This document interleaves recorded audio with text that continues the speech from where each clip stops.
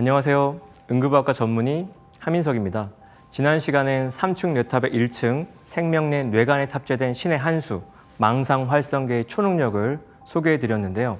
오늘은 복잡다단한 현대 사회에서 단순하고 편안하게 사는 비법을 살포시 살펴보고자 합니다. 이를 위해선 3층 뇌탑의 2층 감정내 변형계와 3층 생각내 되뇌피질의 콜라보와 밀당을 유심히 관찰해야 해요. 노르웨이 화가 에드바르트 뭉크 아시죠? 뭉크는 생과 죽음의 문제, 인간 존재의 근원에 존재하는 고독과 질투, 그리고 불안을 인물화로 그려낸 표현주의 화가입니다. 뭉크의 작품 중 가장 유명한 건 아마 절규일 겁니다. 핏빛 노을 일렁이는 하늘 아래, 불안정한 다리 위, 불안정한 사람을 그린 뭉크의 작품은 총 3점이에요. 절규 나오기 1년 전 작품이 절망, 절규 이듬해에 완성한 것이 불안입니다. 여러 통증에 절규하며 응급실 찾아오는 분들을 편안하게 케어하는 것이 제 미션이기도 한데요. 친지들의 죽음 앞에 절망한 이들 다독이고 불안한 기색의 환자와 보호자들 안심시키는 일을 제가 줄기차게 하고 있습니다. 과호흡 동반한 공황장애 환자들의 불안과 두려움, 지인들이 토로하는 만성 스트레스와 분노 등을 목도하면서 원시인의 뇌로 살아가는 현대인의 고뇌를 줄곧 각성하곤 합니다.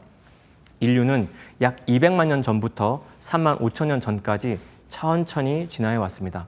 이 시기에 인간 삶의 방식은 유전적 변화에 주로 의존했어요. 총균세로 퓰리처상을 수상한 제레드 다이아몬드 교수는 인류의 생존 방식이 3만 5천 년 전부터 비약적으로 달라졌다며 이를 대약진이라고 표현했습니다. 대약진 시기부터 우리 삶의 방식은 유전적 진화가 아니라 문화와 기술의 진보를 기반으로 변화했어요. 현대인의 생물학적 구조는 기본적으로 3만 5천 년 전의 크로마뇽인과 유사합니다. 다이아몬드 교수는 우리가 크로마뇽인을 만난다면 비행기 조종 스킬을 가르치는 것도 가능하다고 설명해요. 이는 우리 뇌 구조나 기본 작동 방식이 구석기 시대 원시인과 별반 다르지 않다는 뜻입니다. 멧돼지와 마주치는 원시인의 뇌는 생존 위협을 느끼고 비상사태를 선포합니다. 싸우거나 도망가기에 최적의 상태로 몸을 만들어요. 위기의 순간에 온몸에 퍼지는 스트레스 호르몬은 근육에 되도록 많은 에너지를 보냅니다. 어깨, 목, 턱, 안면 등 일련의 근육들을 수축시키죠. 평소에는 중요하지만 잠시 멈출 수 있는 기능들은 모조리 일시정지. 소화, 생식, 면역 기능이 뚝 떨어지고 전전두 피질이 수행하는 합리적, 논리적 사고 능력도 급격히 저하됩니다. 침착하고 차분하게 문제 해결을 고민하는 전전두 피질보다는 편도체 중심의 신경망이 더 의존하여 본능적이고 직관적으로 위기에 대응해요. 변형계의 핵심이자 경보장치인 편도체는 위기 상황에 일단 두려움과 공포라는 감정을 불러일으킵니다. 이런 감정이 생존에 도움이 되기 때문이죠. 두려움과 공포가 조속히 해결되지 않으면 흔히 분노나 공격 성향으로 표출됩니다. 내면의 불안감을 외부 공격으로 해소하고자 하는 감정이 분노예요. 그러니 분노는 두려움의 다른 이름일 뿐이죠. 분노나 짜증, 무기력이나 우울감 등 모든 부정적 감정의 근원이 바로 두려움입니다.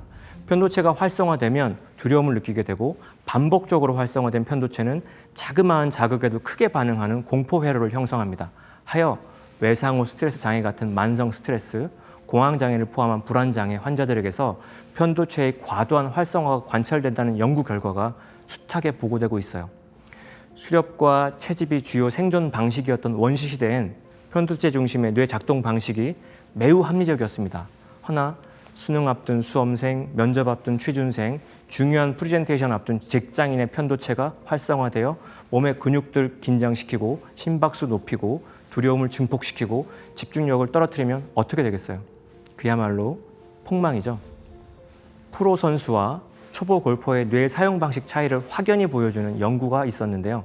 스윙 장면을 상상할 때 초보자의 뇌에선 변형계 중심으로 많은 부위가 활성화되었고 프로 골퍼의 뇌에선 두정엽 등 운동 중추 부위만 살짝 활성화되었습니다. 프로 선수는 침착함과 차분함을 유지하는 반면 초보자는 스윙 전부터 두려움, 긴장, 짜증, 좌절감 등 부정적 정서에 함몰되는 것이죠.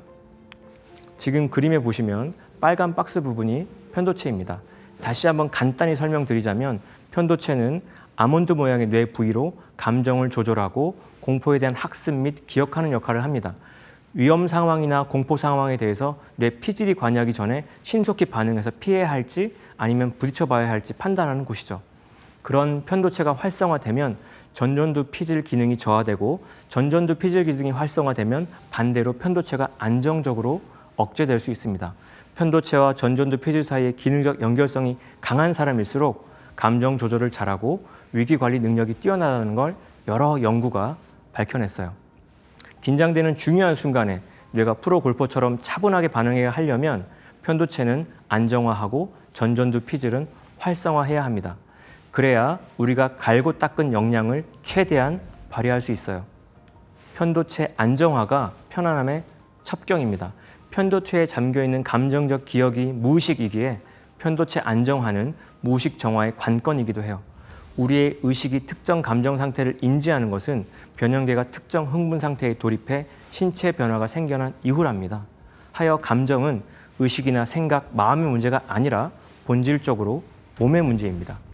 그러면 편도체 안정화는 어떻게 해야 할까요? 긴장하거나 두려워할 필요가 없다는 신호를 뇌에 줘야 해요. 자율신경계의 일부인 편도체를 다독이려면 호흡을 다스려야 합니다.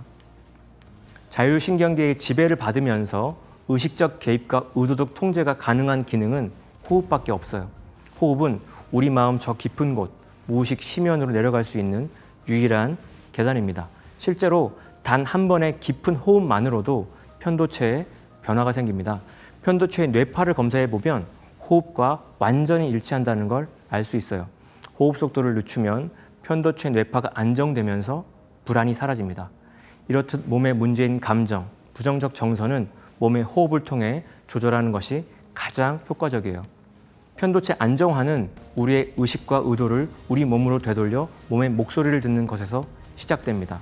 몸을 통해서만 지금 여기에 존재할 수 있어요. 마음은 과거나 미래로 달려가죠. 과거에 집착하면 분노나 트라우마가 일어나고 미래에 매달리면 불안과 두려움이 나타납니다. 마음이 과거나 미래에 있을 때 스트레스가 솟구쳐요. 천천히 깊게 숨 고르며 몸과 마음이 지금 여기에 현존하도록 하는 것이 단순하고 편안하게 사는 비법입니다. 이 그림은 뭉크의 후기 작품 태양이에요. 절규하던 예전 풍경과 달리 생명력이 넘치죠. 절망과 불안의 다리를 건너 편도체 안정화 구현된 모습으로 읽힙니다.